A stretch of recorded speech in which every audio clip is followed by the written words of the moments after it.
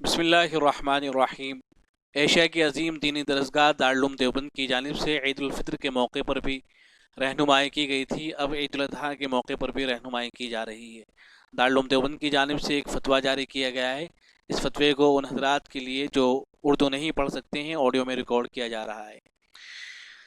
سوال کیا گیا ہے: حضرات مفتیان کرام دارالافتاء دارالعلوم دیوبند، السلام علیکم ورحمۃ اللہ وبرکاتہ۔ عید الاضحیٰ کا وقت قریب ہے۔ موجودہ حالات کے تناظر میں بعض لوگوں کی طرف سے یہ بات سامنے آئی ہے کہ اس سال حالات کے پیش نظر قربانی کے بجائے اتنی رقم کے ذریعے غربا، مساکین اور محتاجوں کی مدد کر دی جائے، یہ بات کہاں تک صحیح ہے؟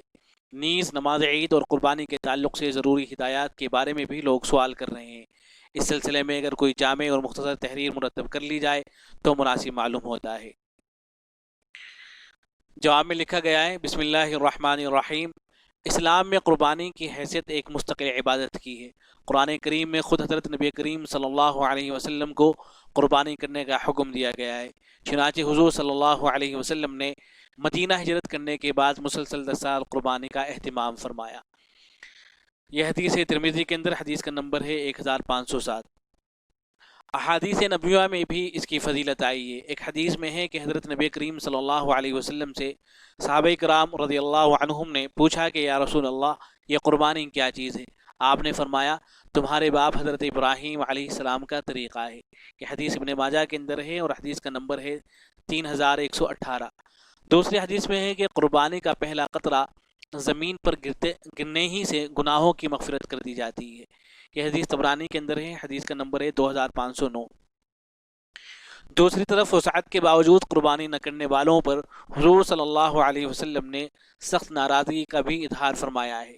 حدیث میں ہے کہ جو شخص قربانی کی گنجائش رکھے اور قربانی نہ کرے وہ ہماری عیدگاہ میں نہ آئے۔ یہ حدیث مستدرک حاکم میں، حدیث کا نمبر ہے 3468۔ حکیم الامت مجدد الملت حضرت مولانا اشرف علی تھانوی رحمۃ اللہ علیہ اس حدیث کے تحت لکھتے ہیں: اس سے کس قدر ناراضگی ٹپکتی ہے! کیا کوئی مسلمان رسول اکرم صلی اللہ علیہ وسلم کی ناراضگی کی سہار کر سکتا ہے؟ اس لیے فقہاء کرام نے ہر عاقل بالغ مرد اور عورت اور مقیم جو صاحب نصاب ہو اس پر قربانی کو واجب قرار دیا ہے۔ لہذا مسلمانوں کو ایام قربانی میں قربانی کی عبادت پورے اہتمام اور خوش دلی کے ساتھ انجام دینی چاہیے۔ حدیث میں ہے کہ تم لوگ جی خوش کر کے قربانی کرو۔ یہ حدیث ابن ماجہ کے اندر ہے، حدیث کا نمبر ہے 3126۔ قربانی کے ایام میں دوسری کسی عبادت کو قربانی کا بدل سمجھنا غلط ہے۔ حضور اکرم صلی اللہ علیہ وسلم کا ارشاد ہے کہ قربانی کے دن میں آدمی کا کوئی عمل اللہ کے نزدیک قربانی کرنے سے زیادہ پیارا نہیں ہے۔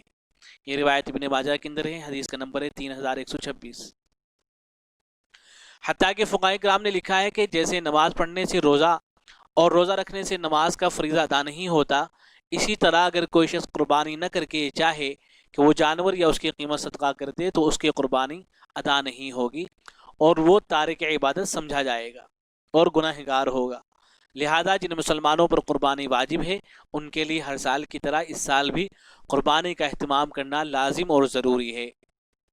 اس سلسلے میں کسی طرح کی غفلت برتنا اسلام اور اہل اسلام کے لیے نقصان دہ ہے۔ قربانی ایک ایسی عبادت ہے جو شاعر اسلام میں سے ہے۔ یہ محض جانور کو ذبح کرنا نہیں ہے بلکہ اسلام کے شعار کے طور پر اس عبادت کو انجام دیا جاتا ہے۔ اس عبادت کا کوئی بدل نہیں ہو سکتا۔ لہذا قربانی کے بجائے اتنی رقم غربا و مساکین کو صدقہ کرنے کی بات قطعاً درست نہیں ہے۔ یہ سراسر ناواقفیت ہے۔ اسلام میں غربا اور مساکین کی مدد کا مستقل تاکید یہ حکم ہے جس کے لیے صدقات واجبہ اور نافلہ دونوں طرح کا نظام موجود ہے۔ اب چند ضروری ہدایات ذکر کی جاتی ہیں۔ عشرہ ذی الحجہ میں عبادت کا خوب اہتمام کیا جائے، بالخصوص 9ویں ذی الحجہ یعنی عرفہ کے روزے کا اہتمام کیا جائے۔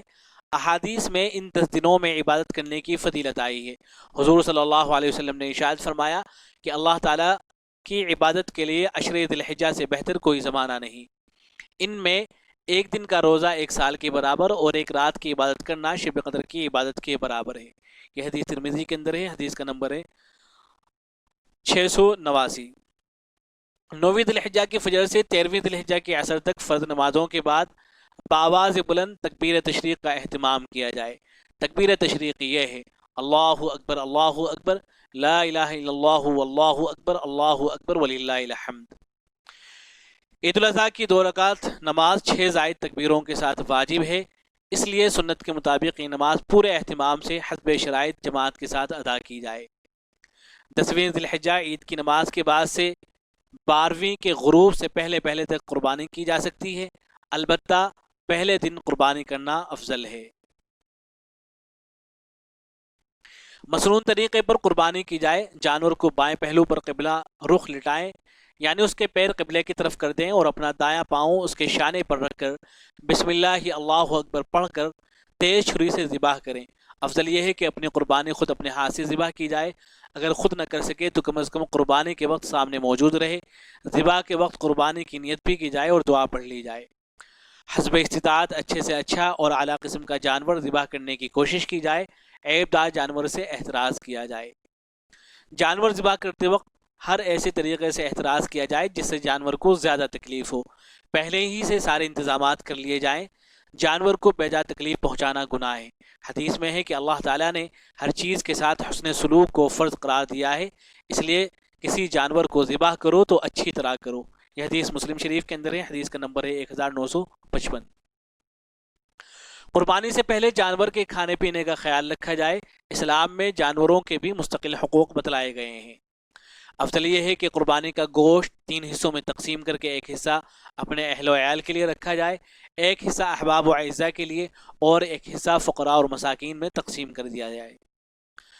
ایام قربانی میں خاص طور پر صفائی ستھرائی کا اہتمام کیا جائے، جانور کے فضلات اور زائد چیزوں کو کسی مناسب جگہ دفنا دیا جائے، راستے میں اور عوامی مقامات پر ایسی چیزیں نہ ڈالی جائیں۔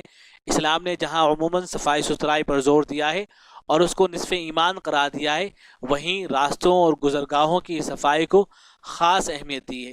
حضور صلی اللہ علیہ وسلم کا ارشاد ہے کہ راستے سے تکلیف دہ چیز کا ہٹانا ایمان کا ایک حصہ ہے۔